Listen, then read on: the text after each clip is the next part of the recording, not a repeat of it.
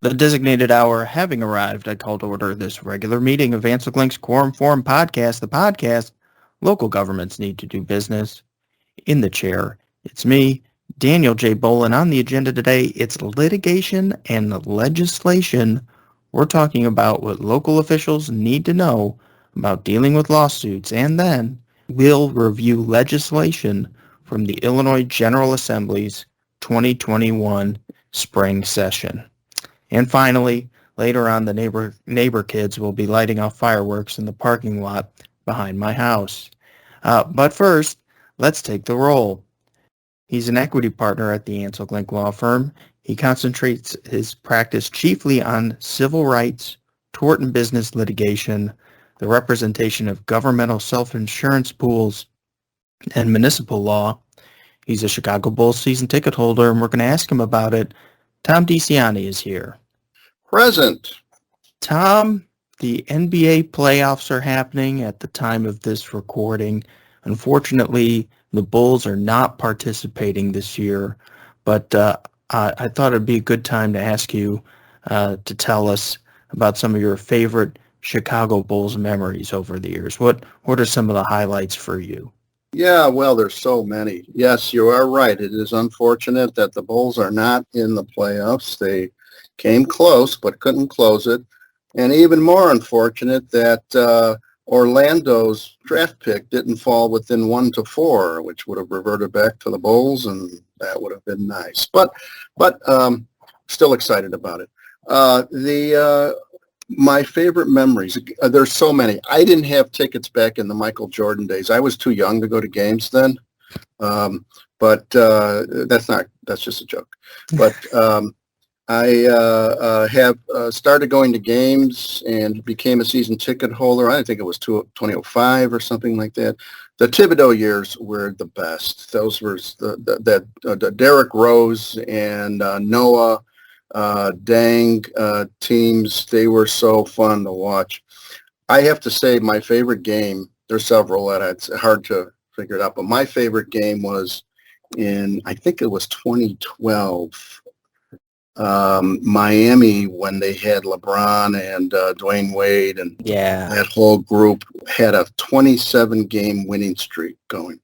And they came to the United Center and played the Bulls, and the Bulls beat them. And the signature play in that game was LeBron is dribbling down. Kurt Heinrich, who was one of my favorite players of all time, cuts him off, grabs the ball, and just yanks it out of his hand. And that was what symbolized that entire game. Actually, the entire Thibodeau years. Those teams were so tough and so gritty. And let's hope we get back there. But thank you for asking. We're looking forward next year to getting back in the stadium.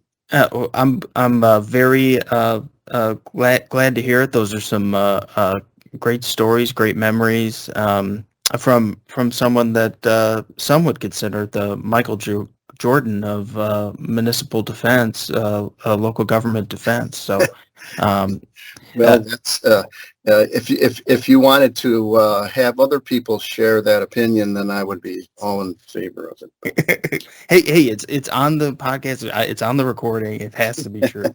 Behind the glass for our protection, engineer Rick is present, along with a mystery guest that will discuss legislation with us later. And that means we have a quorum.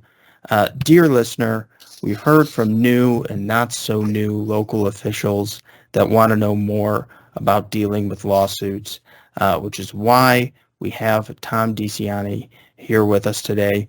We're going to review some common questions from local officials. What do you say, Tom? Well, we do a presentation for newly elected officials every 2 years after the elections. Mm-hmm. And we always do a segment similar to this, dealing with lawsuits, because your newly elected officials are very interested in knowing what kind of exposure do I have now. I always say, I congratulations on being elected. Now you can get sued, and you can become a target for lawsuits. And make myself the wet blanket of the entire celebration. But in any event, the question we always get is, can I be sued for the decisions I make on behalf of my government? And the answer is yes. That's often asked. It's the wrong question, though, because you can be sued for anything, or good reasons, no reasons, bad reasons. The question is, what is the potential for being liable? What types of conduct that I engage in as a government official is likely to become the subject of litigation? And the all-important question that all officials want to know is, can I be personally liable for any of the, the lawsuits or decisions that come my way? It is a minefield, but it's not all bad news, because there are lots of defenses. There are lots of protections that you get from the law. There's a lot of insurance and indemnity issues that are helpful and in your favor. But lawsuits will come from just about anything. A lot of them come from employment cases, business transactions with your government entity that go sour, regulations. Dan, you remember the case we had involving the gun shop in a village in which the regulations were placed on the shop, and he sued, alleging that it was a violation of his Second Amendment rights, which was, right now, more so then, but even now, it's kind of the laws being made as we go along, So those types of things. First Amendment arguments,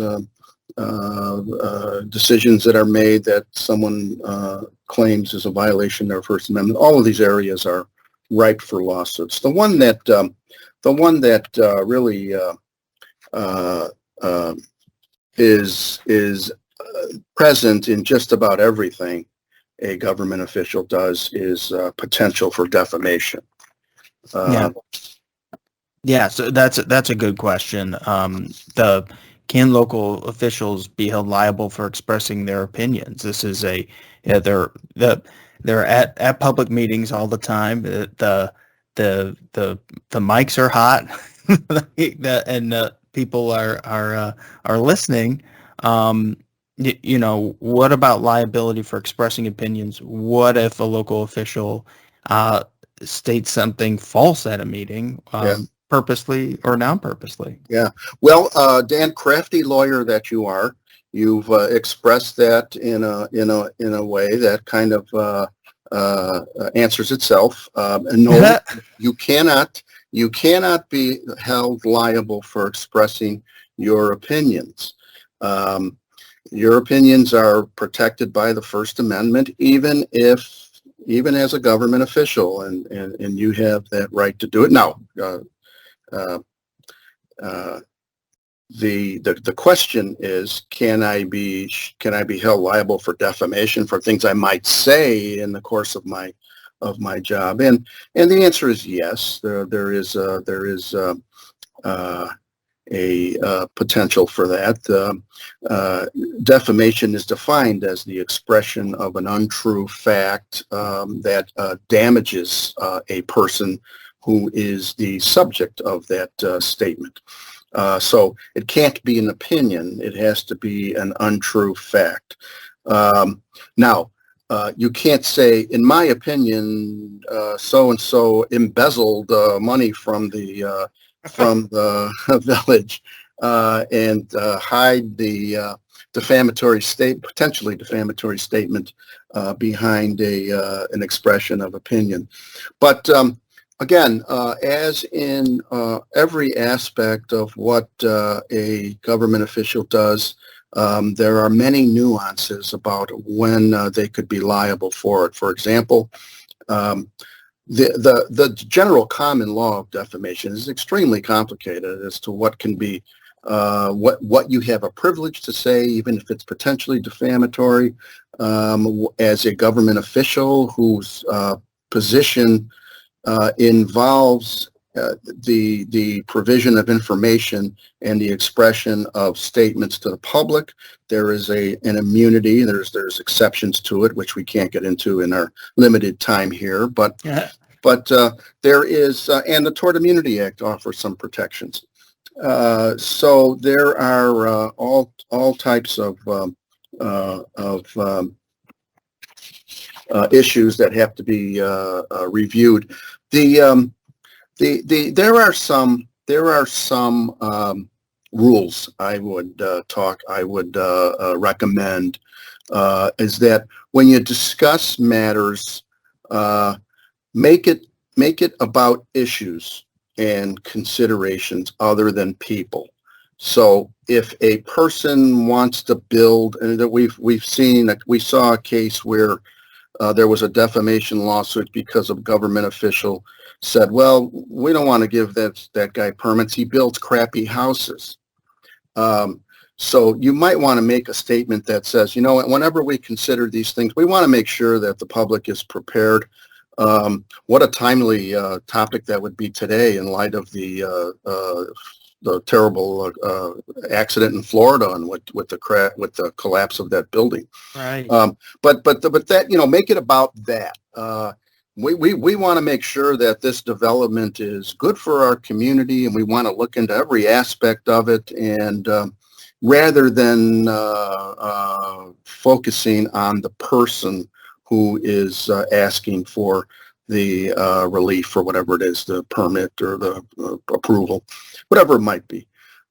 It's always safest to express yourself at a board meeting, because whatever you say at a board meeting is absolutely immune. So you get a free shot.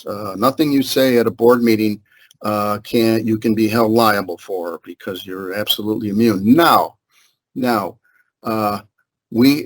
Dan, you know this very well. We always say bad facts make bad law. Yeah. So don't push the envelope and say things at a meeting because you feel like you've got this free shot, because you never know how things might work out in a lawsuit. I would stick to the recommendation that you should make your comments about issues and about the public and about considerations rather than people, and that that's a pretty safe route to take when you're doing what you will be doing a lot of, and that's expressing yourself. That's good advice, and that's advice that we give to board members and elected officials and staff too, when they're talking, to make it about the issues and not the people, as when we're talking about civility, and that's harder to come by these days. And it reminds me of a recent podcast I listened to.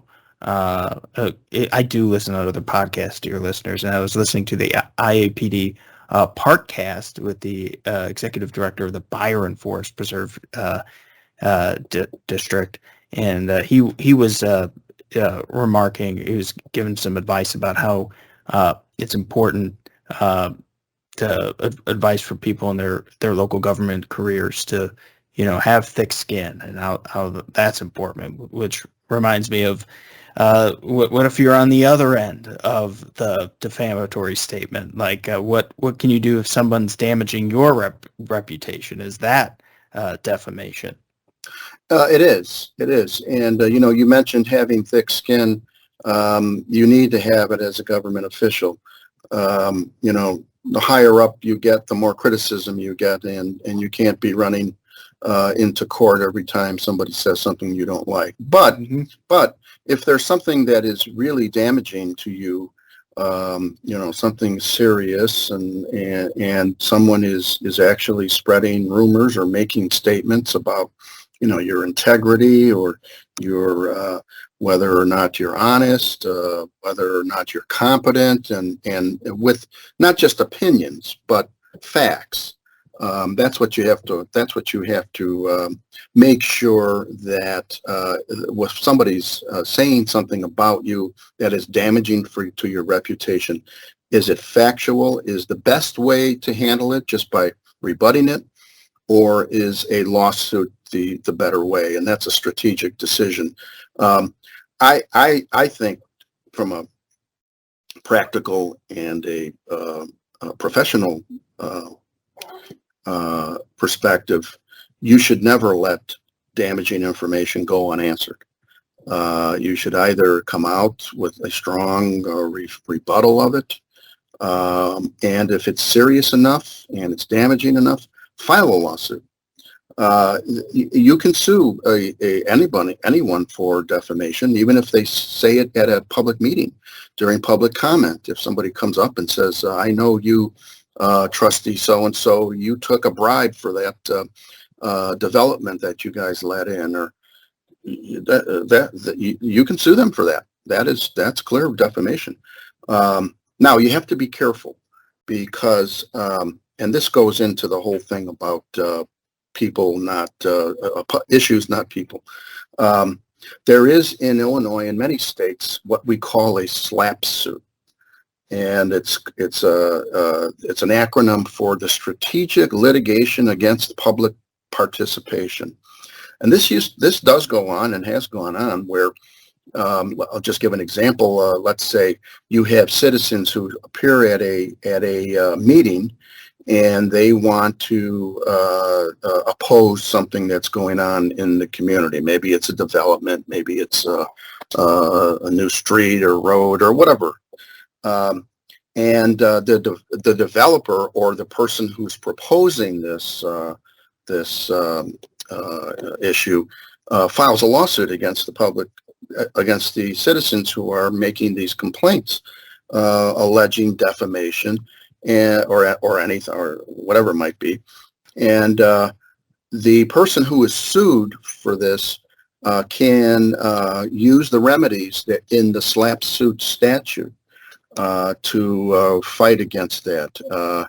What the statute allows is the defendant to file a motion to have the court review the case as a possible SLAPP suit, and it suspends any further action in the case.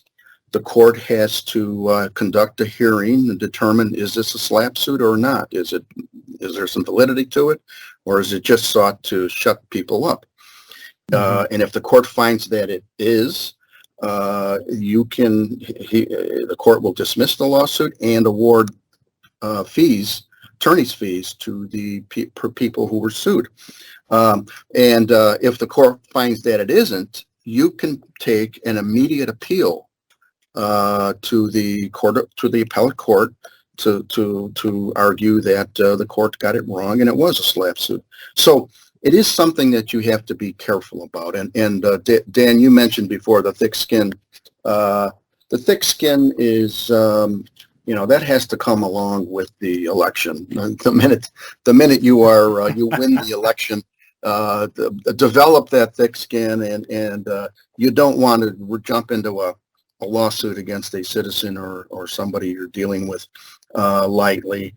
But again, it's something you have to consider, and if it's warranted, go right ahead and do it.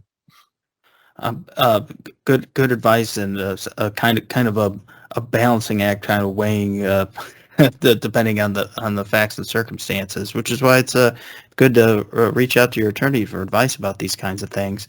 Yeah. But speaking of lawsuits, you kind of touched on this at the top. There's the courthouses are open, and anybody can file a lawsuit. Whether you're liable is a separate question.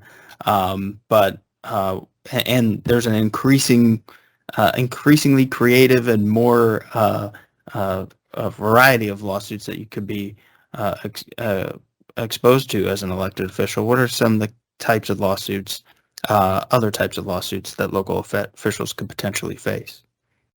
Yeah, well, they come from all different directions. A lot of them, we see we see trends in lawsuits depending on what's going on and what's popular and what the current events dictate. So there's civil rights lawsuits are the most common against public officials, and these come from all different areas of the Constitution. The First Amendment with allegations that someone's freedom of speech or freedom of association or religion are somehow being damaged, diminished, violated. Those lawsuits come up. So many government officials say, "Look, how can I be accused of having violated somebody's rights? This was my platform when I ran. That I was going to make sure that everybody's, I was going to be important for me, that I was going to advocate for rights, and I would never think about violating somebody's rights." But it's not so black and white. It is not so easy to identify. You will make decisions that will affect people. And when you make a decision, somebody is going to be affected either negatively or positively, or one person wins out, the other one doesn't win out. And that gives the loser the ability to argue that there's a constitutional right being violated. So employment is one of them. That comes from the 14th Amendment, due process. Are you violated my right to due process by firing me, or it was discriminatory, so it was a violation of my right to equal protection? This isn't a elected official problem, but the Fourth Amendment for police officers always face Fourth Amendment types. The case you and I handled, Dan, the Second Amendment, that was filed against the mayor and all of the members of the board and a number of staff members. So lawsuits like that can come from anywhere. There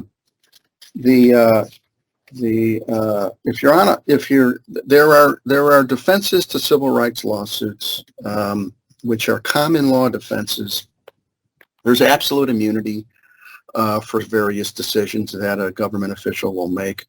Generally, trustees for legislative decisions have absolute immunity. Now, just because you're a trustee and you vote on something and it turns out that there's a lawsuit, doesn't mean you have absolute immunity. What the courts look at is what was the actual function that was being performed. Was it administrative? In many instances, determination of a person or determination of a contract or something like that is seen as administrative as opposed to legislative. If you're eliminating an entire department because you just can't pay for it, that would very much be seen as administrative. Not administrative, legislative, a bigger decision than just affecting an individual or a group of individuals. So these are the things they come up in closed session. You talk about them in closed session. You make your decisions, and when you come out of it, you don't really give thought, am I making an administrative decision or am I making a legislative decision? That all gets worked out in the end. But there is that absolute immunity, and there's also qualified immunity. And I know qualified immunity is kind of a hot topic. It's a third rail in many discussions these days. Yep. But it's a very valuable defense to government officials, and it's not. I mean, I'm preaching, I am the choir on this one because we use it so much. I think the elimination, I oppose the elimination of qualified immunity. I think that is valuable, and I don't think it is the cause of what a lot of people, of some of the police misconduct matters we've seen over the past few years. I don't think qualified immunity contributes to that at all. But that's a different topic. One thing that I like to caution public officials about is, you go into closed session Yeah. And you're talking about a decision that's affecting somebody's life, and you're not closed session is closed session. Those tapes are not are discoverable under state law. They're not discoverable except to determine whether the topics being discussed are actually appropriate for closed session. But the federal courts don't follow that. The federal courts will allow closed session tapes to be produced in discovery for purposes of determining whether there's discrimination or what was the basis for somebody's termination, that type of thing.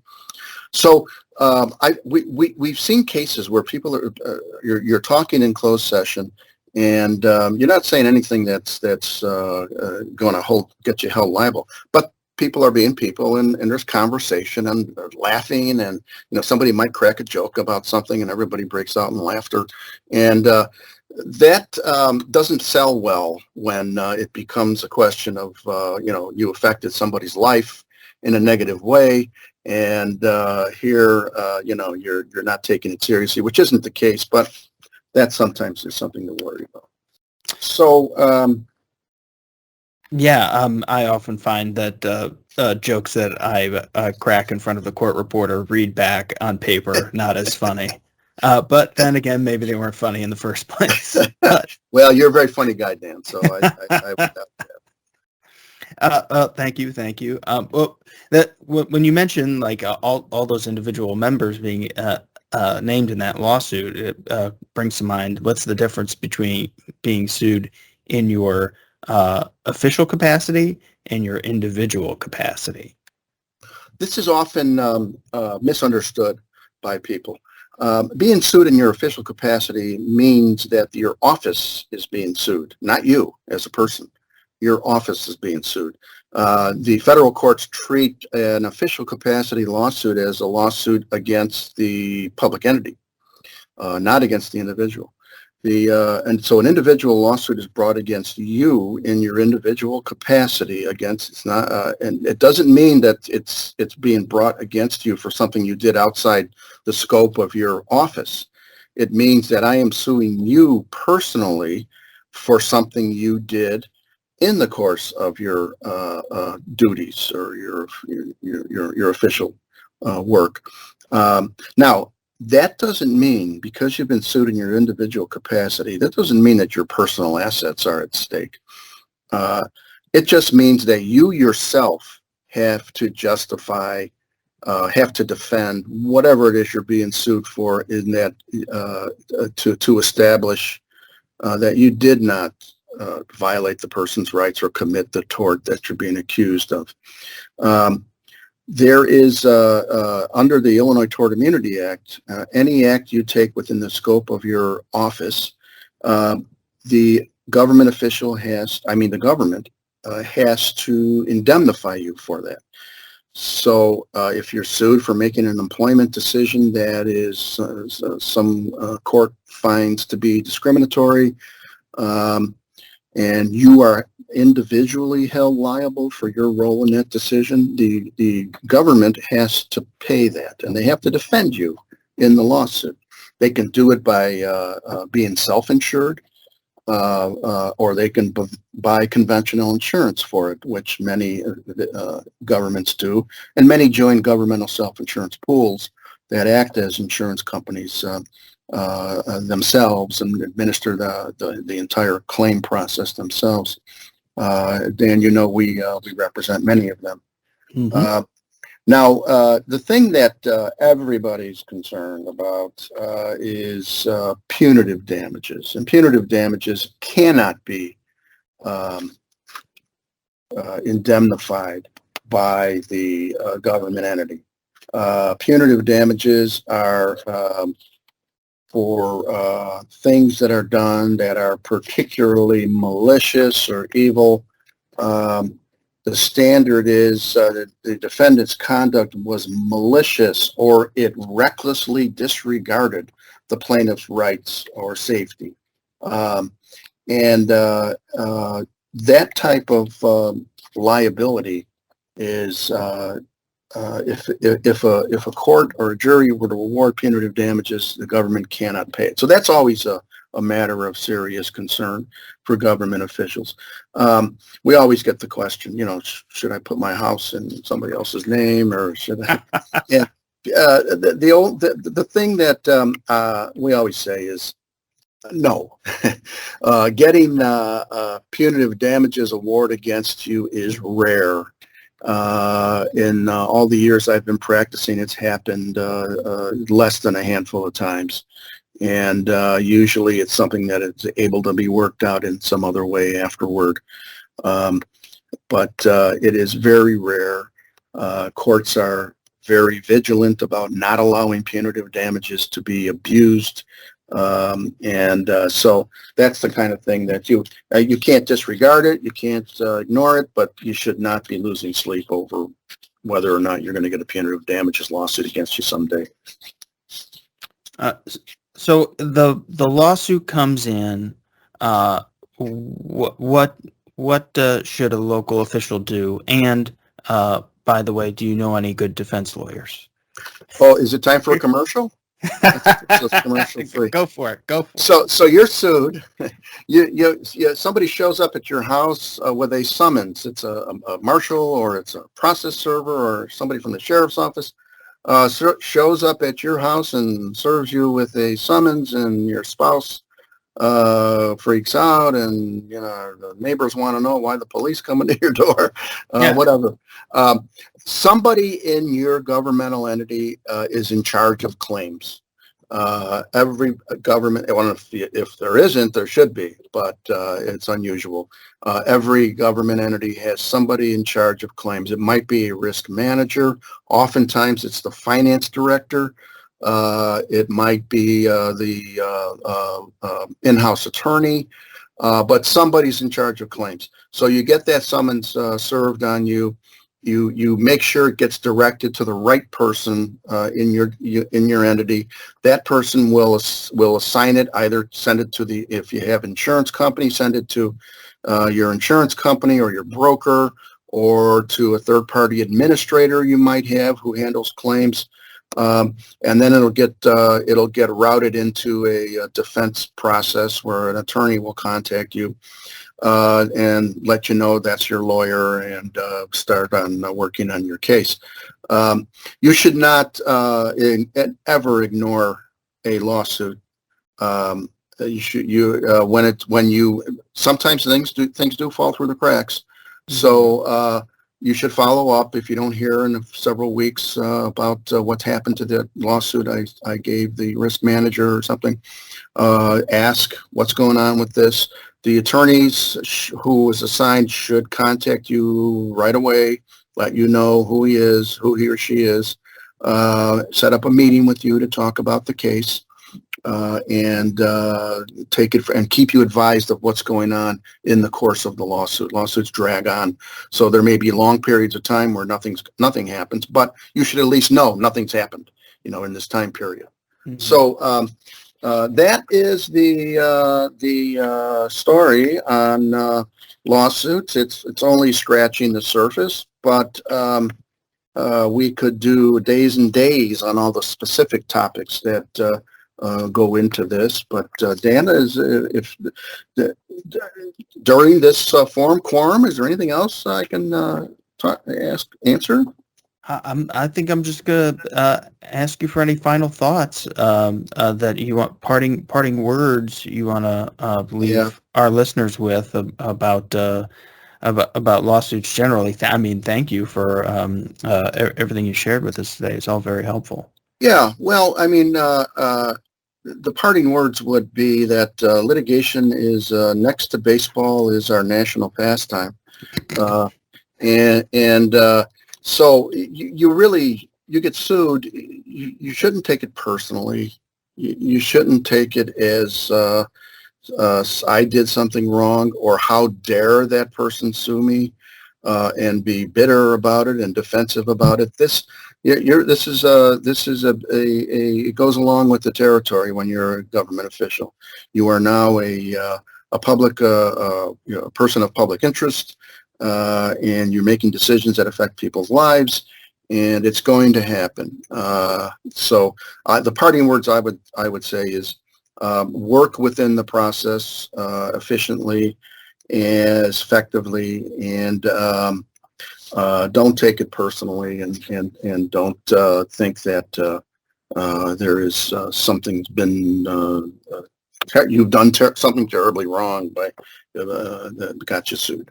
It doesn't feel good to be a part of a lawsuit, No. but fortunately, there's lawyers like you, Tom, to help folks through it.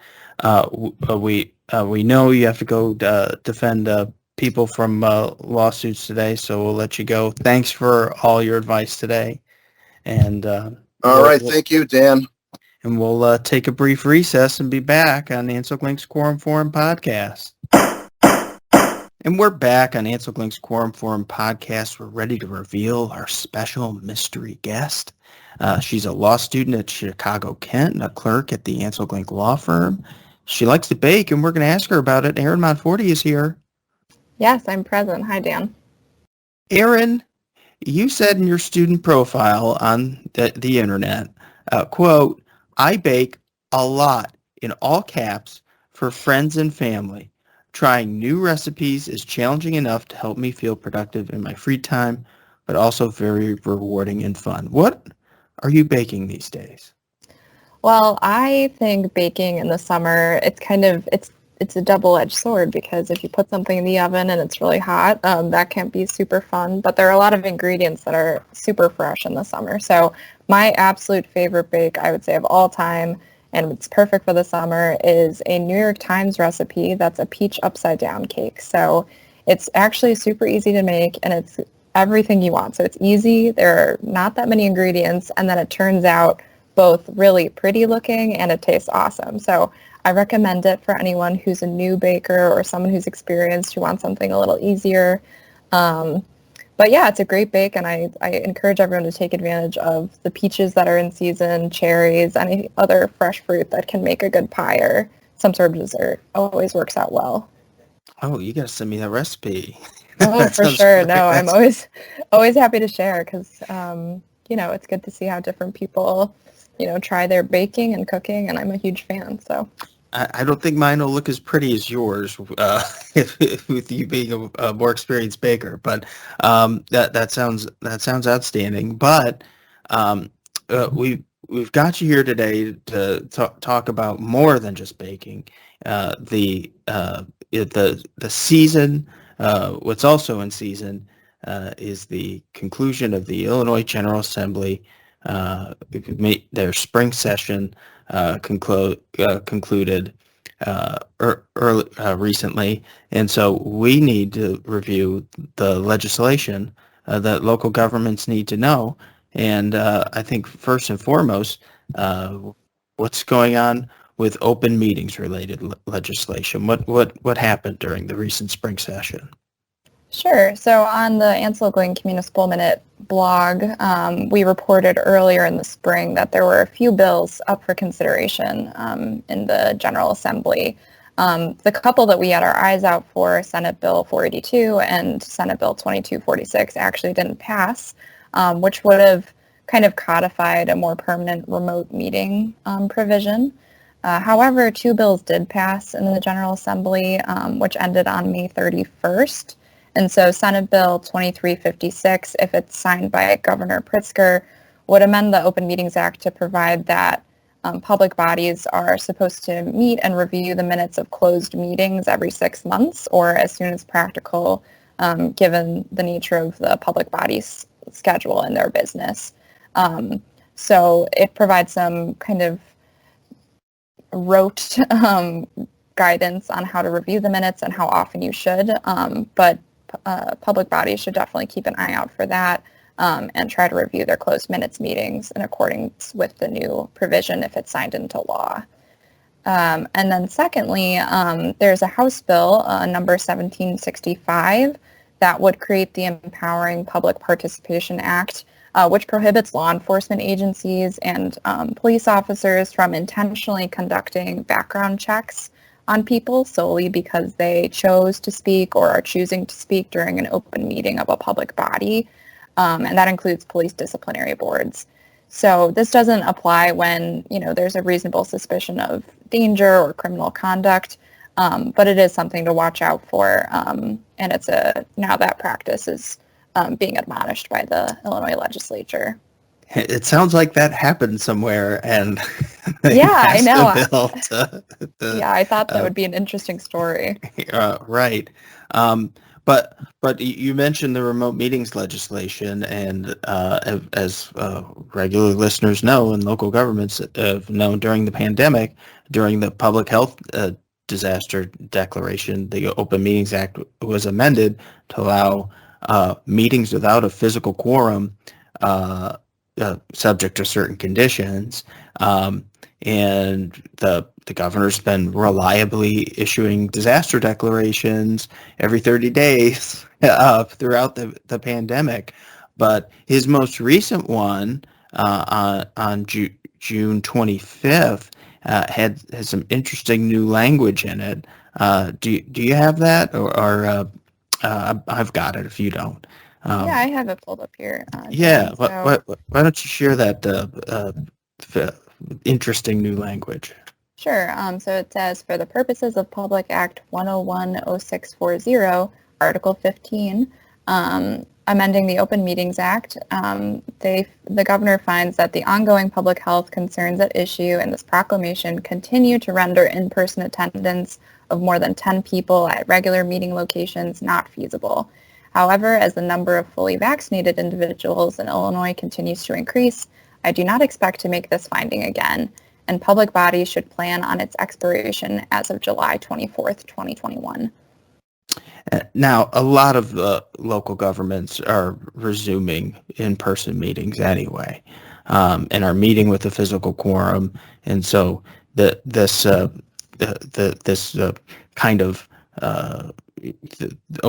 the remote meetings provisions for less than a physical quorum aren't really in play for them anymore. But for local governments that are, determining whether it's feasible to have the public attend a meeting, that feasibility determination, at least the governor thinks, it is going to be feasible to allow the public to physically attend those meetings coming up. So it's a good. We'll be keeping an eye on the next disaster declaration, because the other interesting part, the way that this is phrased, it sounds like there's going to be another disaster declaration coming. So right, which has been kind of par for the course throughout the pandemic. But it'll be interesting to see what that says. But it's a good time for local governments to review their regular remote attendance policies, because the Open Meetings Act allowed remote participation with a physical quorum before the pandemic. But we encountered a lot of public bodies that never used those provisions before, and didn't have the rules adopted, or the just internal training right. adopted.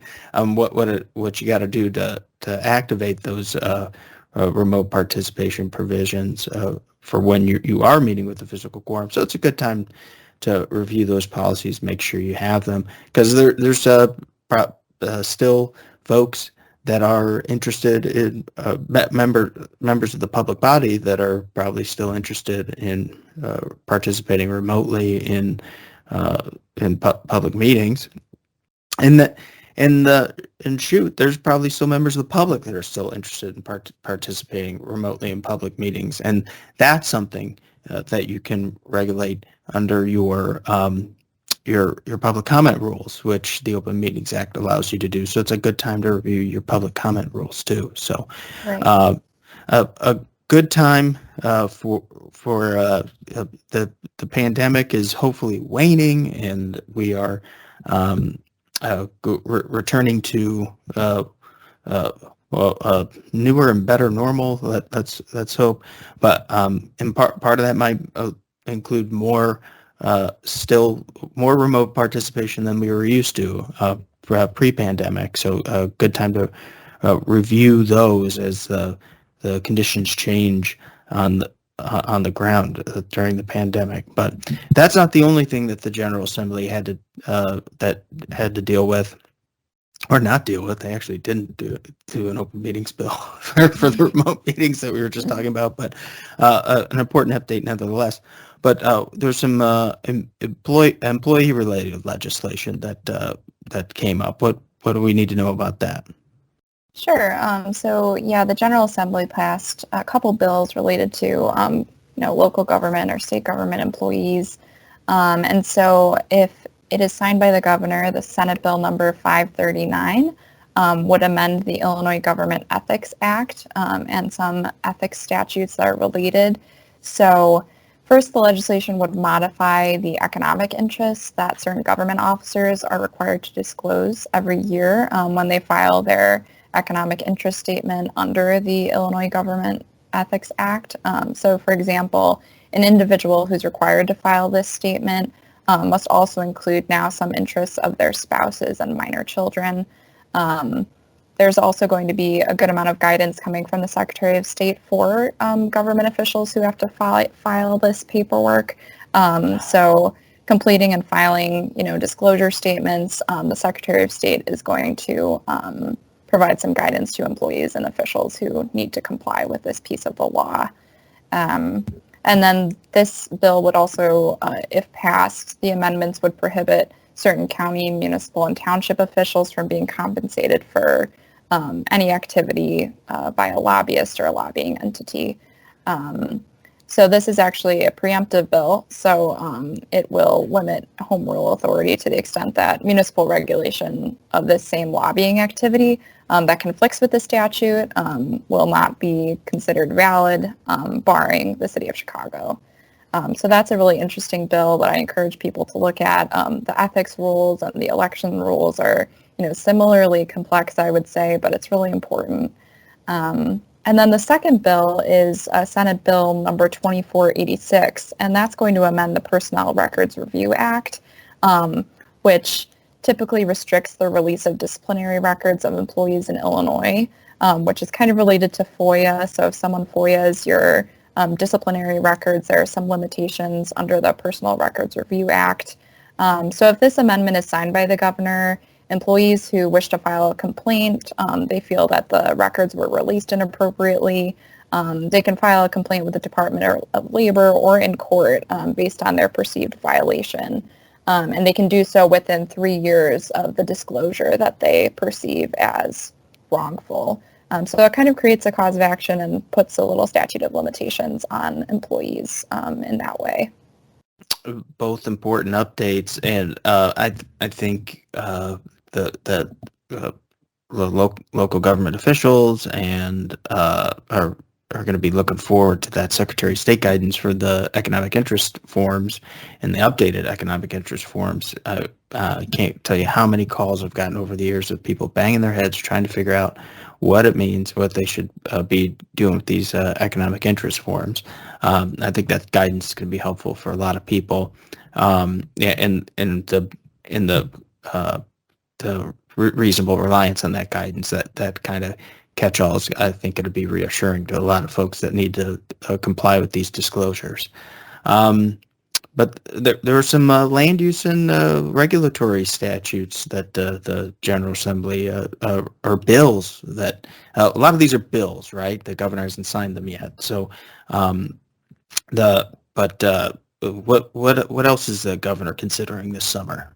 Yeah, that's correct. These are bills, so I just want to clarify that, as these are signed into law and we see them coming down the pike from Springfield, checking in with the Municipal Minute blog will be really helpful to know whether or not they're effective. So the first kind of land use and regulatory bill that's being considered and has been passed by both houses is House Bill 0633, which, if signed into law, would establish the Garden Act and create a right for Illinois citizens to cultivate gardens on residential property. So these gardens are for growing vegetables, herbs, fruits, flowers, and edible plants. And this bill is important to keep an eye out for because it would restrict the power of a home rule unit of local government to prohibit these gardens or otherwise restrict the use.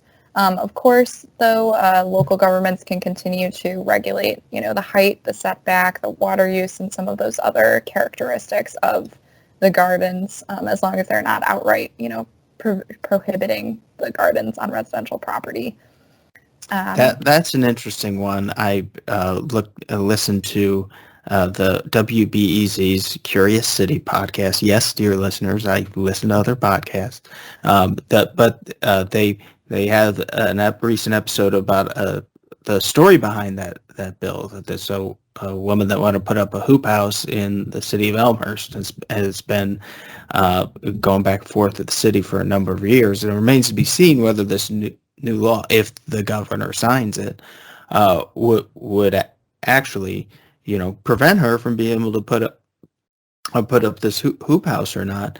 Because as you noted, you could still do height, setbacks, water use, and anything that is not specific to the gardens. You could still implement those regulations, but there's that interesting bit in there that you can't preclude vegetable gardens.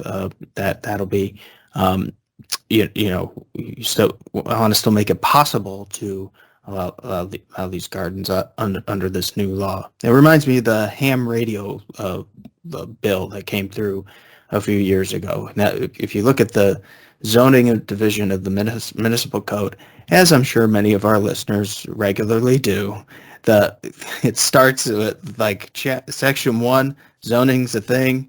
Section 2, ham radios are protected.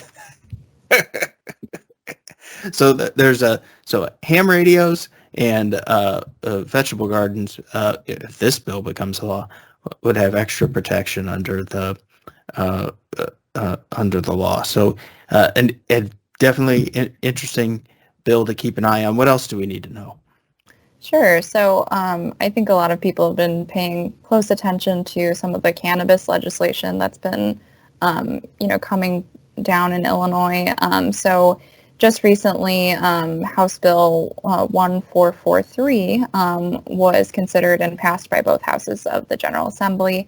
So if it's signed by the governor, it's going to amend some of the earlier legislation we saw coming in 2020 about the Compassionate Use of Medical Cannabis Program Act and the Cannabis Regulation and Tax Act.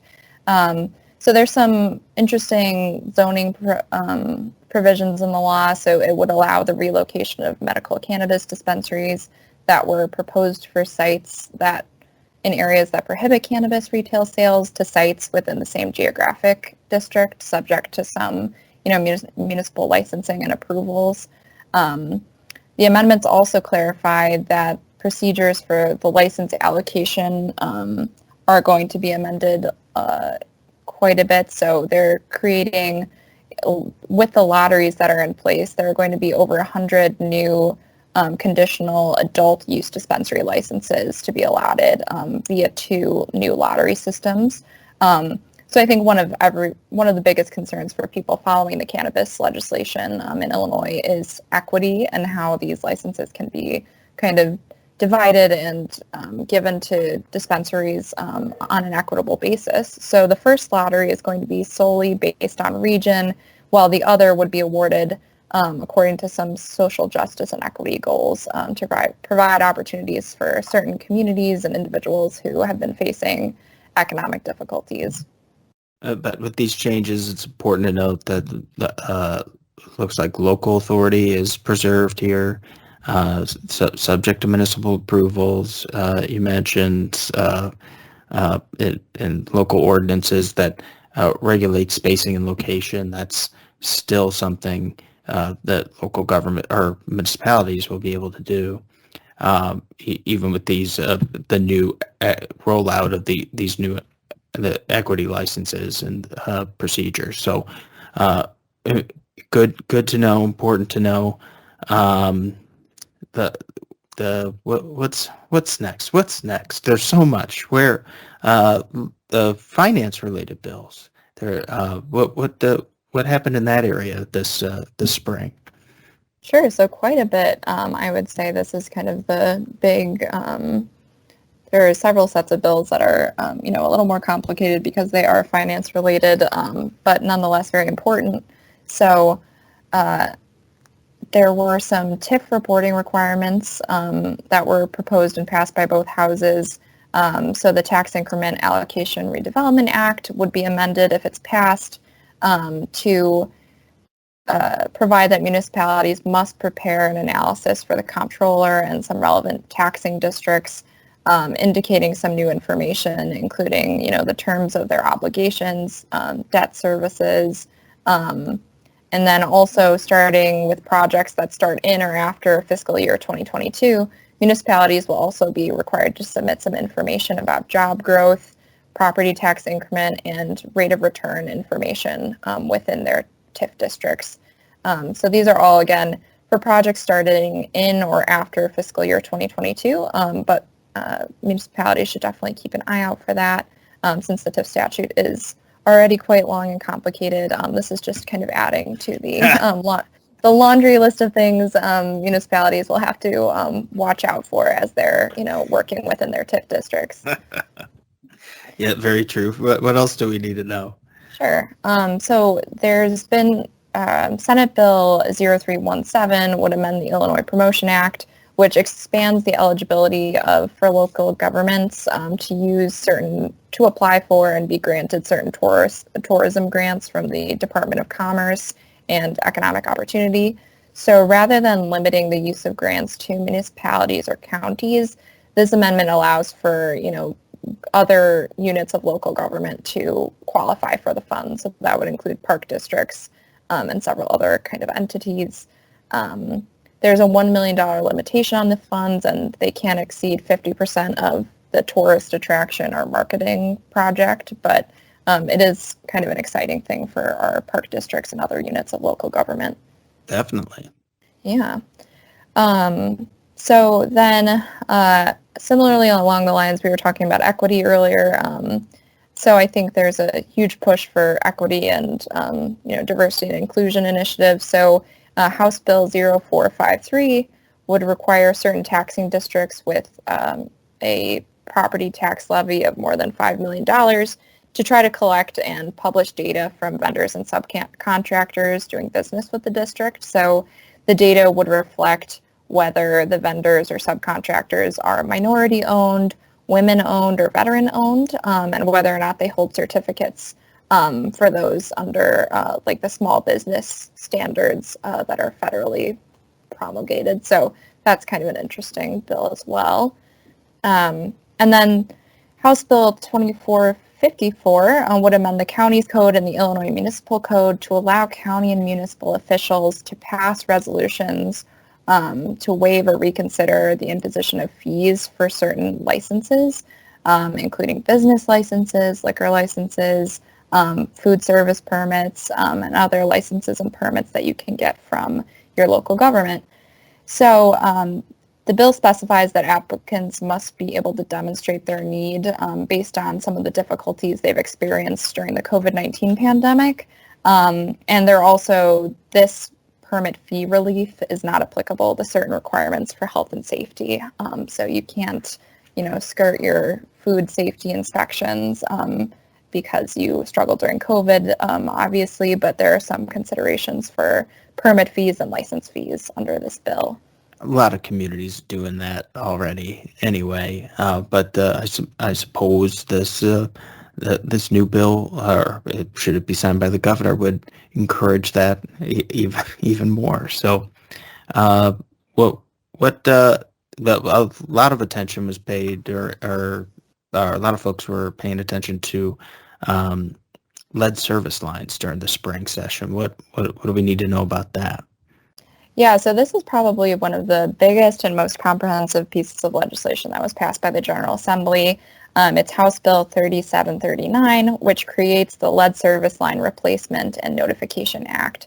So this kind of directs the Illinois EPA to create programs and assist community water suppliers in collecting some water protection fees and data and then working with community water suppliers to eventually replace lead service lines in the state of Illinois. So the act will create if passed into law, will create the lead service line replacement fund, which will be allocated as grant funding to municipalities or community water providers. That will kind of, again, on this equity consideration, will look into the prevalence of low-income households, the presence of lead service lines, and the affordability of water services to allocate the grant funding.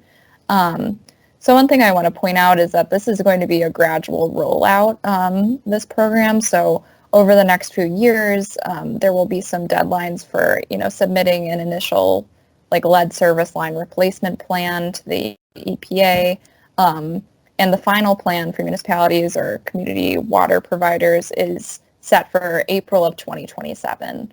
So it's kind of a comprehensive step-by-step bill where you're going to have to assess the lead service lines in your area, make a plan to replace them, and then eventually put that plan into action. And I find it very interesting that there's a broad delegation to the EPA for kind of establishing the criteria and metrics for, deciding whether or not if a community service provider, a water provider needs an extension for the final report, the EPA is meant to decide whether or not someone is deserving of an extension. The EPA is also going to kind of better define the priorities for the grant funding. So this is one of those bills where there will be developments coming down the line through the administrative agency, the Illinois EPA, but it definitely sets up a really interesting and complex framework for replacing lead service lines in Illinois. Sounds like a big one. More to come. Yes. To be sure. Should the governor sign it? Speaking of big laws, the police reform law is gotten a lot of attention, and there was a trailer bill that went through the General Assembly this spring. What's in it? Yeah, so House Bill 3443 is the follow-up bill to the Safety Act, which was passed in January. So the bill represents so many changes to the previous legislation, which, includes issues like police training, use of force provisions, the use of body camera footage, police misrepresentation, provisions, and then some others that may not be insanely relevant for our municipal listeners, but it's really an interesting and comprehensive bill. So the most important notes to make are that the bill would, if passed, delay newly mandated officer training from July of this year to January of 2022. The clarifications of use of force are really interesting for practitioners who deal with the police and police officers and their conduct frequently. So there are some interesting language changes on the use of tasers and pepper spray and, what kind of use of force is appropriate. And then there's also relaxed restrictions for officers' review of body camera footage and some interesting provisions there. So I think this is, again, one to really look out for. If it's passed by the governor, there will be some pretty major policy changes, and I highly recommend everyone take a look at it. Yeah, that deeper dive on the police reform law, we could go on and on about it. But those are definitely the major highlights to take away from the latest changes, and definitely more to come on that. After reviewing the police reform law, I'm sure some of us could use a drink. What changes are coming from the state of Illinois for liquor regulations for Phase 5 and beyond? Sure. So I think, we can all agree that the COVID-19 pandemic has been, on the whole, a very, taxing and, devastating experience for a lot of people. I do think, though, that there have been some really interesting and creative policy kind of innovations to come out of it. And a lot of it, as far as I have been able to read and experience have been with liquor licensing and some of the provisions we've seen, such as cocktails to go. So the state guidance on temporary delivery and off-premises sales ends this week, July 1st, 2021. So the Illinois Liquor Control Commission is lifting a lot of its COVID-19 bulletins. So as of July 1st, on-premises only licensed retailers may not sell alcohol for delivery. So only retail license holders with combined on and off-premises consumption and off-premises with consumption only licenses may sell alcoholic liquor for delivery, subject to local ordinances. So this has been a really interesting thing to watch and follow. And then in January, we will see that the new liquor delivery law will go into effect. So Governor Pritzker recently signed legislation which preempts home rule and non-home rule units, except for Chicago, by allowing state-authorized liquor deliveries effective in January. So there's a couple provisions here, but some interesting notes that deliveries must be made within 12 hours. Delivery does not include the use of common carriers. And then municipal, just some general guidance if you're looking at this legislation. It may be wise to review your liquor regulations and prepare for these changes that are coming in January. And then last but certainly not least, we've reported a little bit on Municipal Minute about the cocktails to go legislation. So one bill that has been signed into law by Governor Pritzker, which is now Public Act 102-008, amended the Liquor Control Act to extend the provisions passed last year, which allow retail liquor licensees to sell cocktails, mixed drinks, and single servings of wine via curbside pickup or delivery. So these provisions only apply to the sale or delivery of to-go alcoholic drinks by employees of the liquor license holder. So it doesn't regulate, the delivery of these drinks by third-party services such as Uber Eats or Grubhub. But yeah, so the new law restricts the amount of alcohol provided at no charge through some promotions that are being allowed through July of this year. So this month, an establishment with a liquor license can offer a free drink to a customer who shows proof of their participation in a COVID vaccine program. But again, there are some limitations on that, and it ends July 10th. So if you've gotten your COVID-19 vaccine and you're looking to get enjoy the perks of that beyond what we all know the perks are, you can visit your local establishment and perhaps get a free drink. And then what's really important about this cocktail to go legislation is that it doesn't limit the home rule power of municipalities. So municipalities can still go on and kind of further clarify what they would require for this cocktail to go providing. So if you want to say that you can only buy a cocktail to go if you buy food or something along those lines, some municipalities have become very creative in the way that they regulate these cocktails to go. So it'll be something to keep an eye out for, but it's extended until 2024. So it will be an interesting kind of, again, policy innovation opportunity for municipalities. Yeah, it was only through, it was a 1-year thing originally, the cocktails to go, and now it's been extended for the next 3 or 2.5-ish, almost 3 years for under the liquor code. Maybe more communities with this extended kind of trial run of cocktails to go might take advantage of this. And as you mentioned, there's local authority to, prohibit or regulate cocktails to go, and if that's something you want to allow, you might want to look at your code and see if there's any barriers to cocktails to go in your local liquor code.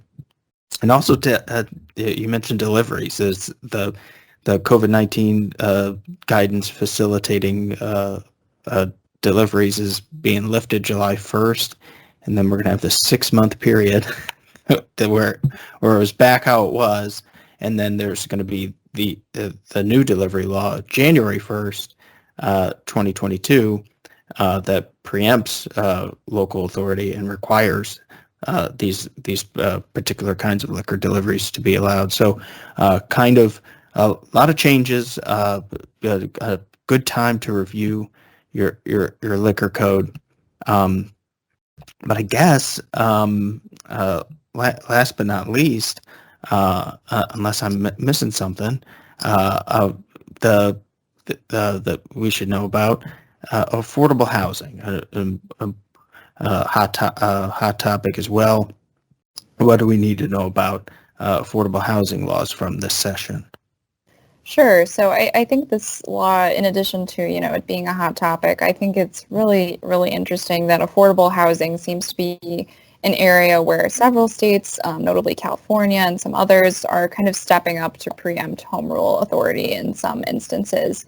So, courts in California have held that, this kind of legislation is not so local to bar state intervention. So in Illinois, House Bill 2621 would amend the Illinois Housing Development Act, the Illinois Income Tax Act, and create the COVID-19 Affordable Housing Grant Program Act. One law that most municipalities are probably aware of is the Affordable Housing Planning and Appeal Act, which became effective in 2004. So it requires that non-exempt municipalities submit a report with how many affordable housing units would be needed to make their locality in compliance with the law, which is 10% of all year-round housing within the locality should be affordable under the state standards. And then they would also have to report information on plots of land and existing structures which are best suited for affordable housing developments, potential incentives that may be used to attract affordable housing development, and identifying a goal for increased affordable housing according to the specified benchmarks. So that's the act as it was written into law in 2004. And so this new bill would require non-exempt municipalities to provide notice and hold a public hearing on any new affordable housing plans or amendments to an existing plan within the locality. And then it also provides for remedies for noncompliance. So the Attorney General is now authorized, if a locality has been reluctant to submit an affordable housing plan to the state as required, they can enjoin noncompliance, so file an injunction, mandate compliance, or by means of other appropriate relief, ensure that municipalities are submitting these plans as they are meant to. So this amendment would also preempt home rule authority. So home rule units of local government may not take action to further restrict affordable housing than the state has chosen to with this amendment. And then I just wanted to touch a little bit on the other piece of the act I mentioned earlier, the COVID-19 Affordable Housing Grant Program Act.